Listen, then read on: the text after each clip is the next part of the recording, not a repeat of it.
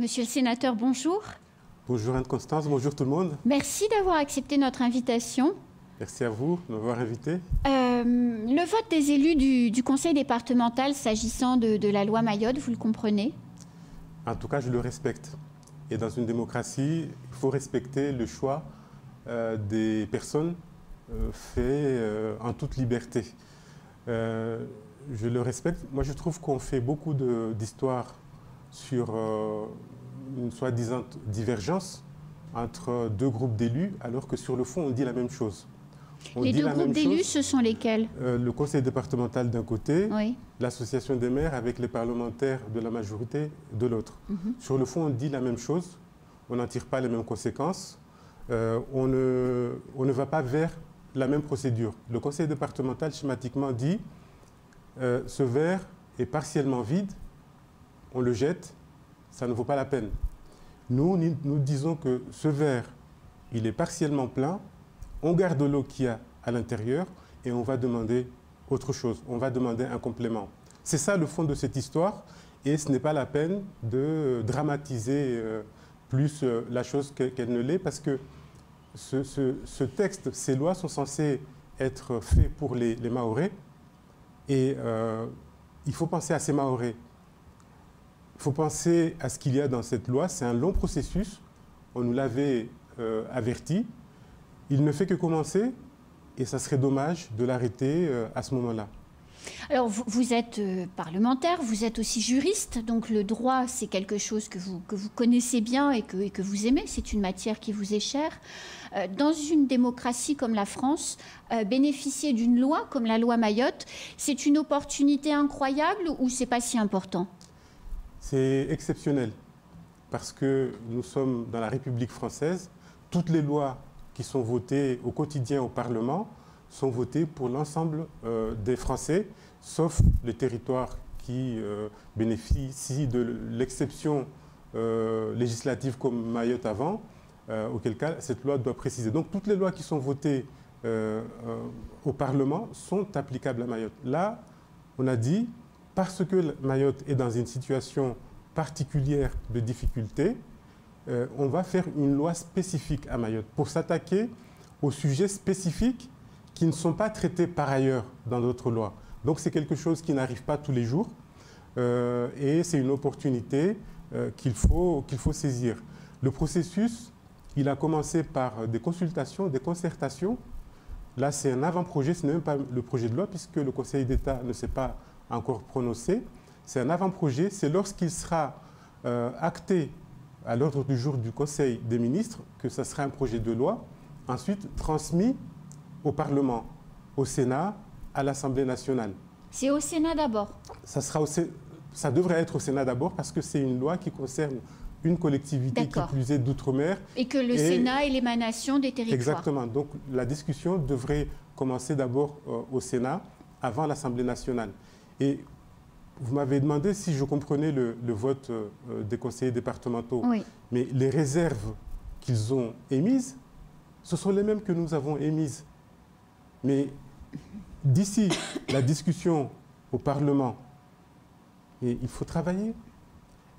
Quand le texte sera dans les chambres, à l'Assemblée, au Sénat et à l'Assemblée, il va sûrement y avoir plusieurs navettes. Mais il faut discuter. Le conseil départemental, la majorité du conseil départemental est la même que la majorité sénatoriale. Vous ne pensez pas que la majorité sénatoriale, surtout que nous avons eu une délégation de la commission des lois du Sénat qui est venue ici en septembre, serait plus attentive à ce que demande la majorité LR du conseil départemental?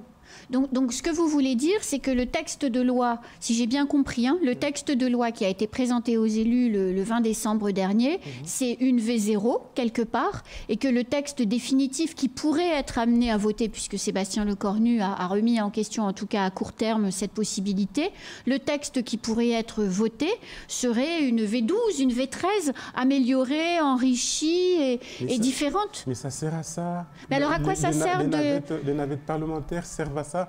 Ce texte, aujourd'hui, c'est ce que le ministère des Outre-mer a pu négocier avec le ministère de l'Intérieur et les Finances, autres, oui. par exemple. Mais vous savez très bien que c'est notre rôle, nous, parlementaires, jusqu'à la commission mixte paritaire, qui se met d'accord ou qui ne se met pas d'accord. Et si la commission mixte paritaire n'arrive pas à se mettre d'accord, le texte est à nouveau renvoyé à une autre navette. Je vous rappelle que la commission mixte paritaire, c'est 5 députés, 5 sénateurs. Il n'y a pas de gouvernement là-dedans. Non, non, non, c'est vrai. Il n'y a pas de gouvernement. Il y a quelquefois des SMS qui mettent tout par terre, mais... Par exemple, j'assistais à ce conseil des ministres. Donc, moi, j'ai confiance au travail parlementaire parce que je n'ai jamais vu autant de conseils, de réunions entre les députés et les sénateurs en comité mixte paritaire. Il n'y en a jamais eu autant qui ont été conclusifs que sous ce quinquennat. Sénateur Tani, le gouvernement et notamment le ministre des Outre-mer, pendant toute la phase de préparation de la loi, a beaucoup communiqué. Le préfet a beaucoup communiqué pour expliquer où on en était, les concertations, il s'est impliqué. Est-ce que le gouvernement a bien expliqué ce que vous êtes en train de dire là?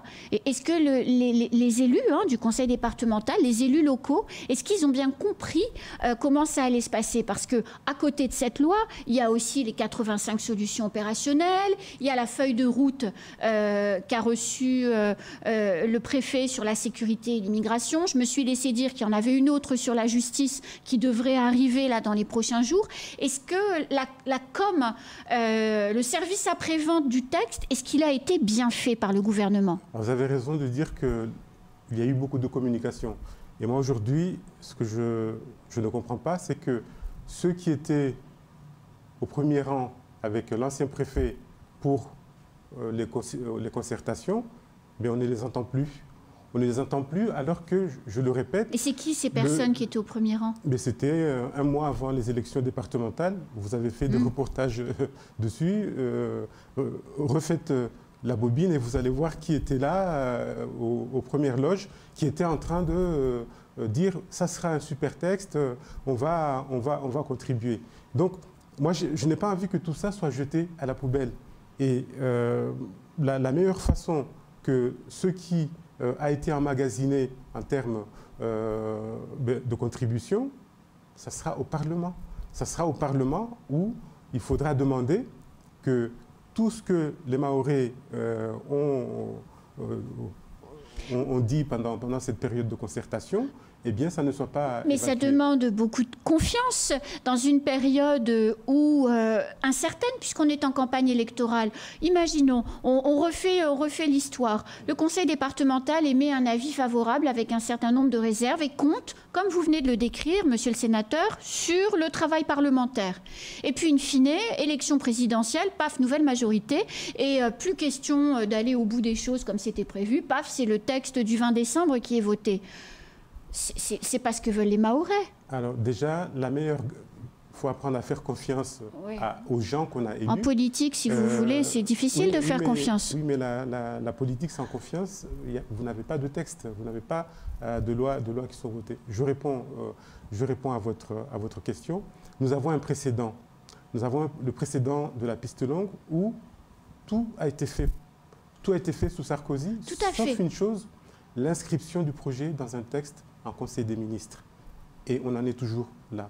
Justement, l'inscription, prendre date en Conseil des ministres, c'est la meilleure façon de dire, eh bien, ce texte-là ne sera pas jeté par un gouvernement suivant.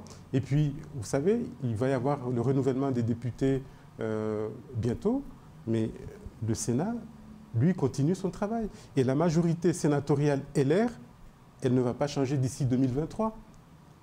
Donc, moi, je ne comprends pas, parce que la confiance, vous savez, le Parlement, je ne vois pas le Parlement, ni l'Assemblée nationale, ni le Sénat, voter quelque chose par rapport à un territoire dont les élus du territoire disent « nous n'en voulons pas ».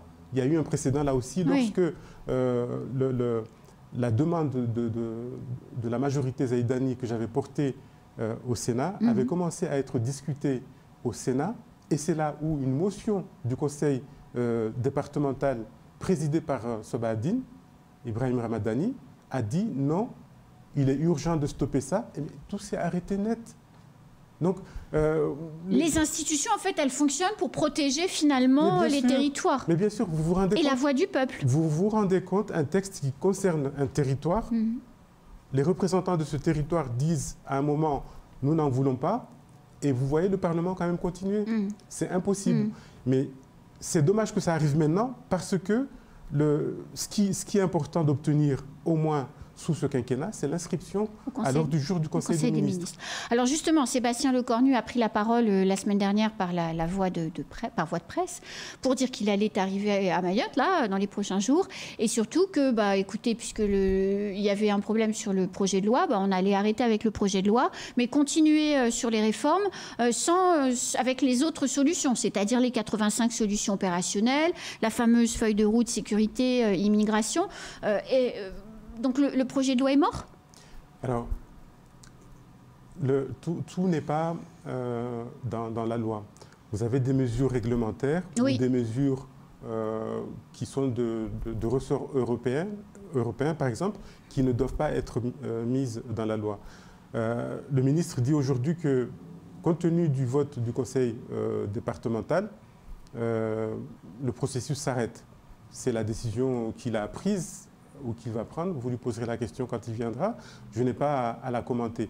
Mais c'est vrai qu'il y a les autres mesures réglementaires qui n'ont pas besoin de loi. Tout ce qui est le conseil des prud'hommes, on vient d'en parler. Tout ce qui est organisation judiciaire, il n'y a pas besoin de loi pour ça. Il suffit que le gouvernement décide de faire. Tout ce qui est augmentation, par exemple, des forces de l'ordre, il n'y a pas besoin de loi pour ça. La convergence des droits sociaux? La convergence des droits sociaux, j'ai été auditionné début janvier par le CESE et je me suis exprimé pour dire que c'est la priorité des priorités. C'est quand même anormal que des dizaines, des centaines de Mahorais soient obligés de partir de ce territoire pour aller chercher des minima sociaux à ailleurs, La Réunion, par exemple, alors qu'ils pourraient les avoir ici. Donc là aussi, ça fait partie des choses qu'il faut négocier et qu'il faudrait, si le gouvernement reste sur sa position actuelle, eh bien dire au Parlement, non, nous à Mayotte, à l'unanimité, nous voulons que cette convergence des droits sociaux se fasse tout de suite ou d'ici 2, 3, 5 ans maximum et non pas 36 ans comme on nous l'avait dit. Mais ça, ce sont des choses qui ne seraient possibles que s'il y a une loi à discuter. Si vous n'avez pas de loi à discuter, vous voulez demander ça comment? Il y a une certaine catégorie politique à Mayotte qui dit, mais finalement, la réaction de Sébastien Lecornu qui dit, puisque vous n'êtes pas d'accord avec le projet de loi, on ne le fait plus, c'est d'une certaine manière une forme de caprice, je ne suis pas bienveillant avec le territoire mahorais, puisque les élus émettent des réserves, et on ne fait plus de loi. Vous pensez quoi de cette réaction? Moi, si ça ne tenait qu'à moi, je dirais, allez, on en est là parce que c'est un peu la faute à tout le monde. C'est la faute à personne ou la faute à tout le monde. On ne s'est peut-être pas assez expliqué, on ne s'est peut-être pas assez compris. On va remettre le cœur à l'ouvrage et on va essayer, avant la fin de cette législature, quand même de présenter quelque chose en Conseil des ministres. Il peut le faire, Sébastien Lecornu, avec les parlementaires dont vous faites partie, les parlementaires de la majorité, et l'association des maires, et donc les 17 maires. Il peut faire ça juste avec ces élus-là, en laissant de côté le Conseil départemental? Nous, les élus de la majorité et l'association des maires, nous nous sommes exprimés par rapport à ce projet de loi, et je vous ai dit, au fond, nous disons la même chose que le Conseil départemental. Oui.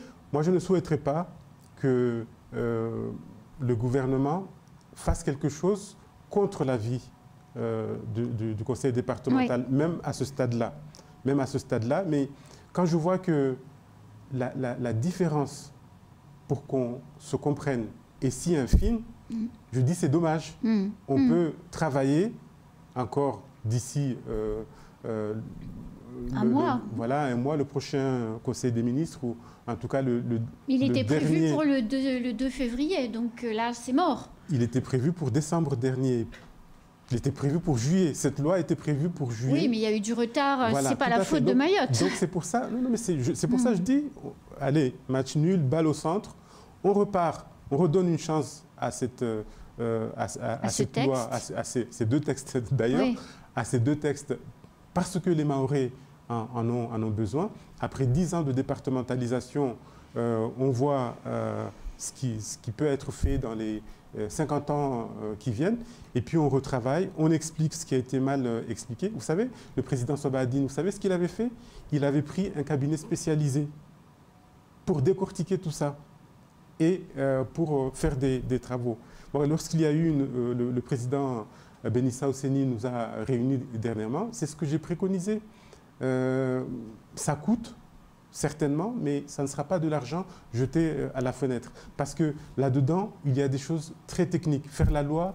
c'est compliqué, oui, c'est un véritable... C'est hyper compliqué. Ouais. Le Conseil d'État, je ne sais pas ce que le Conseil d'État va donner comme avis. Donc, pour rendre la chose davantage vulgarisée, c'est ce qu'il faudrait faire, parce que même les spécialistes peuvent ne pas tout maîtriser de ce processus. Alors Emmanuel Macron avait un avantage non négligeable avec cette loi puisqu'elle était inscrite au Conseil des ministres, votée en Conseil des ministres, mais pas discutée au Parlement. Donc voter Macron, c'était s'assurer d'une certaine manière que la loi allait filer directement vers le Parlement.